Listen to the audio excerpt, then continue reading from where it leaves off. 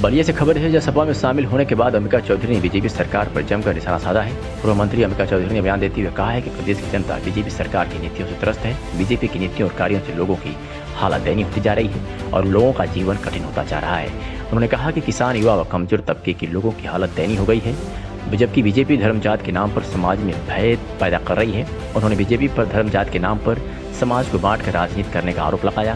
उन्होंने कहा कि बीजेपी सरकार सार्वजनिक उपक्रमों को अपने खास पूंजीपतियों को बेच रही है या किराए पर दे रही है। ऐसे में सरकार की कार्यप्रणाली से बेरोजगारी बढ़ती जा रही है। उन्होंने दावा किया कि 2022 में यूपी में अखिलेश यादव के नेतृत्व में सपा की सरकार बनेगी। जी, आज आपने सपा ज्वाइन किया, उसके बाद 2022 के चुनाव भी करीब आ रहा है, तो किस नज़रिए से कितनी मजबूती मिलेगी आप लोगों की पार्टी? पूरे प्रदेश की जनता, उसके सभी वर्ग भारतीय जनता पार्टी की नीतियों से, कार्यप्रणाली से, उसके झूठे वादों से बहुत दुखी हैं। और दुखी कहना तो बहुत छोटा है।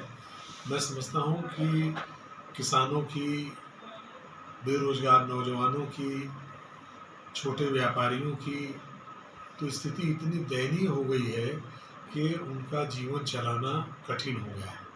और ऐसा सिर्फ इसलिए हुआ है कि इस सरकार की प्राथमिकता दूसरी है। एक और जहाँ सार्वजनिक उपक्रमों को कुछ अपने नज़दीकी 4-5 मित्रों के हाथों में बेचने का और किराए पर देने का जो खेल चल रहा है, उससे लोग और भी आशंकित हैं कि आने वाले दिनों में भी बेरोजगारी और बढ़ेगी, नौजवानों को रोजगार मिलने की रही से उम्मीद खत्म हो जाएगी। निजी क्षेत्र में आरक्षण दिया नहीं जाता तो आरक्षण पूरी तरह से उसका कोई लाभ नहीं मिल सकेगा। और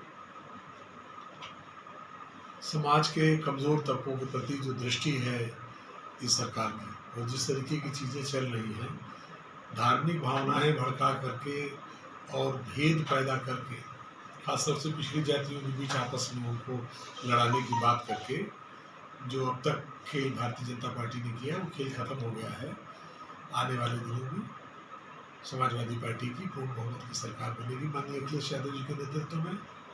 और हम सबको उसी अभियान में, बल्कि इसी लक्ष्य को पूरा करने के लिए मनोयोग से जुट जाना है।